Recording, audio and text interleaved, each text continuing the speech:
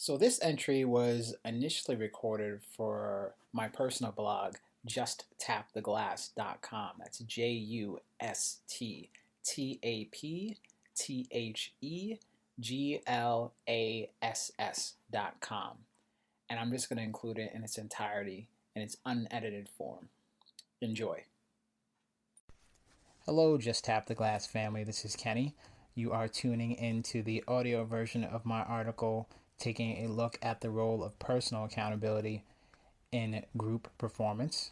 I would encourage you to check out both this audio and the written version of the article because there are pictures and links to other articles that add some context to what you're hearing today. Blame games.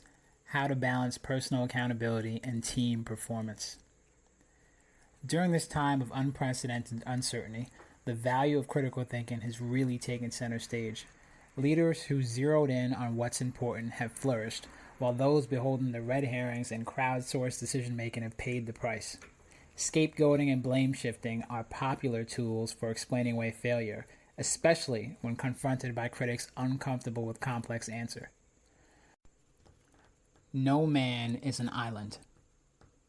The ability to produce and problem solve in a group context is a necessary skill for securing the best life has to offer. That holds true whether you're part of a work committee, planning an event with friends, or organizing your annual softball team. Let's take a look at personal accountability as it relates to group performance. I'll use myself as an example here. I play a few team sports. After every game, win or lose, I examine what went right and what went wrong. Too many of us are quick to gloss over mistakes after wins, forgetting that the process and execution of play is more important than any single game outcome. If you want to win consistently, you'll have to adopt a higher standard. In the Bible, Proverbs chapter 15 verse 22 says, "Plans fail for lack of counsel, but with many advisors they succeed." And what's meant here is that you need to have folks in the group context and yourself as well, keeping in mind what's important so everyone's got their analysis turned the right way. Now I'm going to explore my post-game analysis for sports, but keep in mind that this line of thinking can be used for anything you're doing in a group context, whether that's at work or something social. So my post-game analysis is twofold. Number one, what errors did I make? First-hand blunders for which I was the proximate cause. This encompasses both mistakes in strategy at any given point in time, as well as mechanical errors in performance. If we're talking about football, that may be running a lazy route during a key play, or dropping a pass because I took my eyes off the ball too soon. Then I'll go even further, searching for reasons why those slips occurred in the first place. If I'm thinking maybe I was running poor routes because I got tired, I might have to up my conditioning work during the week. And I don't have a problem with yelling at teammates in the heat of the moment either. There's nothing inherently wrong with caring deeply about something you're invested in.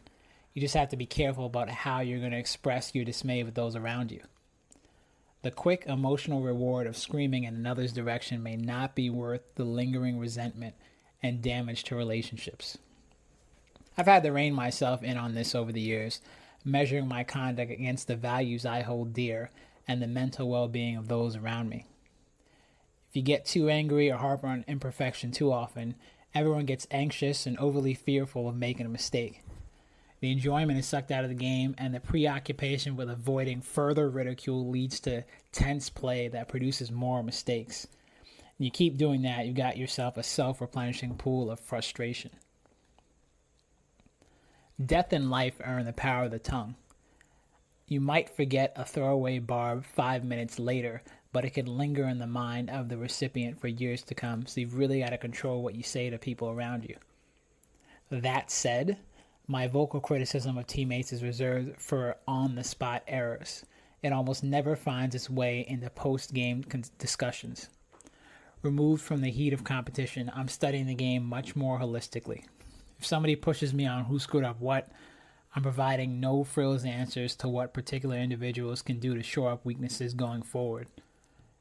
And I'm loath to bang on teammates before calling out my own mistakes because, again, personal accountability is key for me. And the reason I'm slow to point fingers in others' direction is point number 2 in my analysis.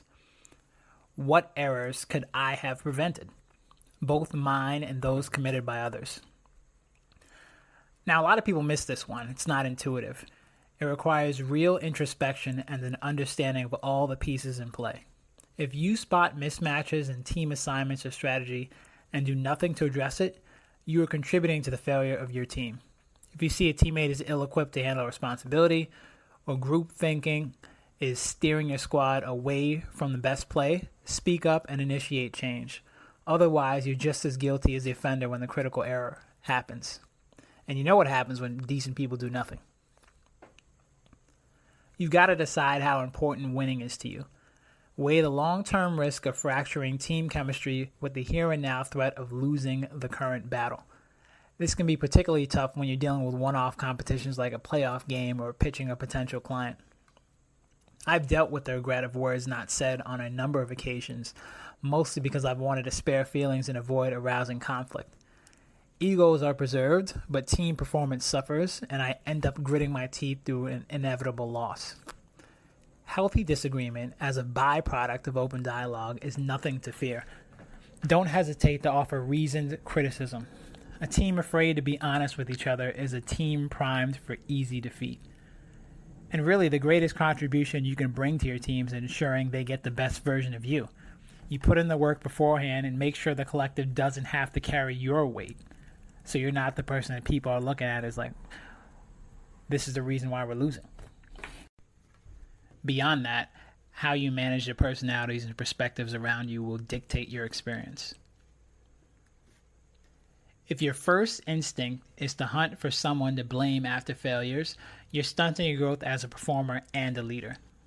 Big winners understand the value of even-handed honesty.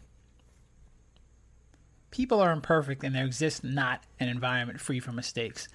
Official errors cut both ways.